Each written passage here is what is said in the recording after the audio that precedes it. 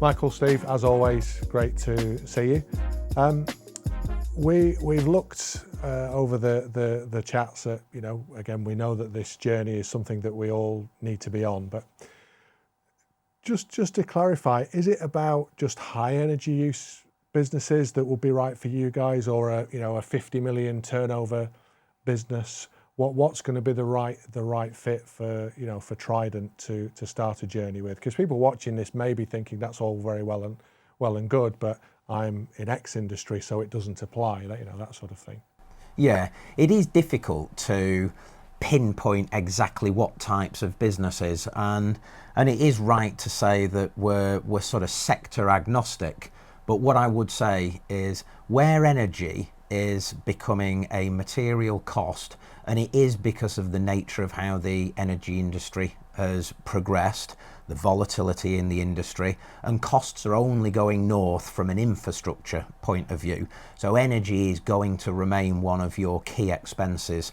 And sector-wise, the energy intensives tend to be in manufacturing, but then as organisations grow, the high street is really suffering from an energy cost perspective, as well as all of the footfall challenges and coping with the online channels, as well as having a high street presence. But realistically, it's about the energy costs and being able to anchor your expenditure, anchor your carbon emissions, and then bring an expert into the conversation. Have a site audit.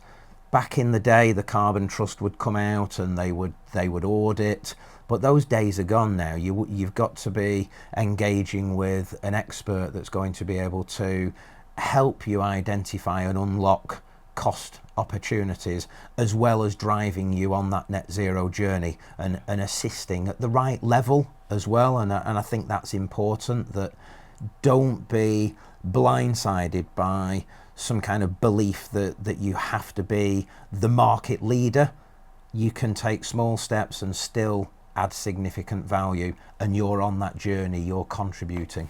So it's not a case of, well, I haven't got 15 5-axis milling machines outside, so therefore doesn't apply to me. And do you see this, again, you sort of sector agnostic, but is there a huge span of industries, businesses? Is there one thing that unites all of your customers? I suppose consciousness, in a way, the conscious of energy usage, costs, carbon usage, and that's why they're working with us. So, there isn't one specific sector, as we say, or even size of business. So, I think what we would encourage anyone, as Michael's already said, if energy is a cost burden to you, which it is for many, many companies now, it's worth reaching out. And likewise with the carbon journey, if you're conscious about your brand, your opportunity to grow in the market, then again, it's a really good conversation at least to start and start getting on, making those steps to move forward with it. And that can really drive your business and make the changes that you need to succeed. Yeah, Michael, you mentioned about sort of anchoring costs and things, just because I'm not the brightest tool in the shed, but I might have I haven't got a manufacturing business, or I might have a massive data center, and I'm thinking, I know we spend a lot on, and I'm watching this, I'm aware of the Trident brand. Talk me through it. Does it start with a phone call, an email, literally what's, because I think as a species we fear change. Some of it is coming that is out of our control. Some of it is coming that we can mitigate. But if we can get through our business lives, with minimal change and minimal fuss, I think as a species we're happier.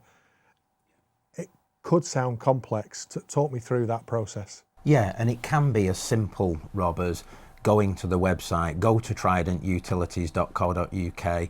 There's lots of helpful information. There's downloadable guides for the business users. Think about being curious. What can I find? What can I find on the website that's going to give me some valuable insight? Conduct your research, but then set up a consultation.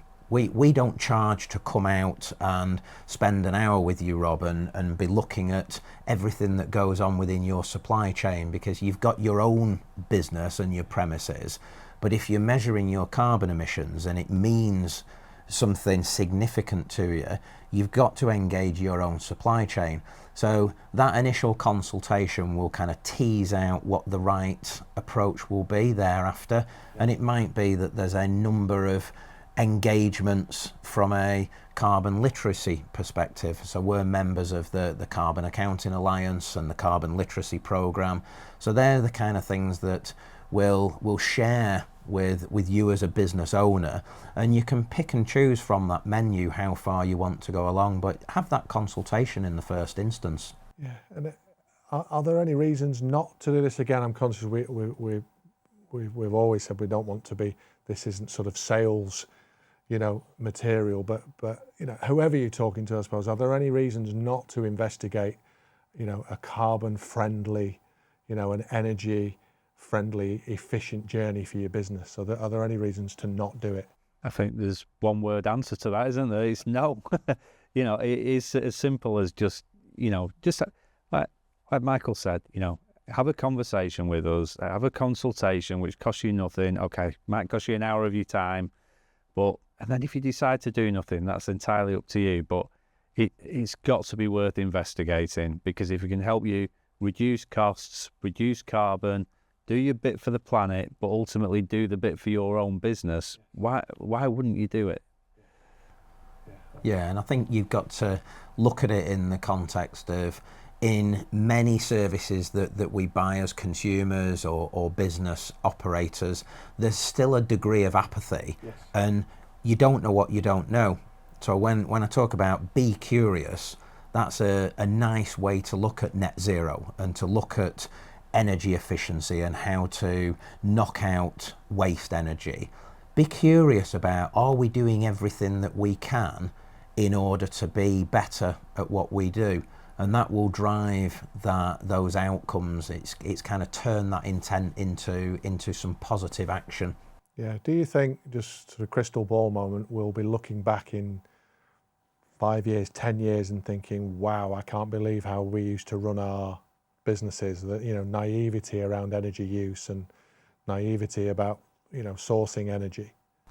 Yeah, certainly from a technology point of view, if you look at solar PV, solar panels were very expensive. Yeah. Going back 10 or 15 years, there were feed-in tariffs available for government, and it would have been a no-brainer to be paid 43 pence a kilowatt hour for your generation. But businesses still didn't do it, which I'm sure when they look back now, they think, crikey, I wish we'd have jumped on that feed-in tariff bandwagon. But technology's progressed, and the affordability coupled with the increasing cost of energy are making the technological advancements much more commercially viable for businesses. Yeah. So whether it's a solicitor's with a relatively small roof, go and put a 15 kilowatt system on your roof, because you'll probably pay it back in 4 or 5 years. And it's really quite straightforward in that regard. If it's not affordable to pay outright, have a look at the commercial arrangements that can be put in place, but with feasibility study, all those kind of things. So it's from that site, maybe single site operator, right through to the big kilowatt systems that are available on large roofs. Yeah, but I love that. Be curious and don't be afraid to ask. Yeah, as ever, guys, great to chat to you. Thank you. Thank you. Great, thanks, Rob.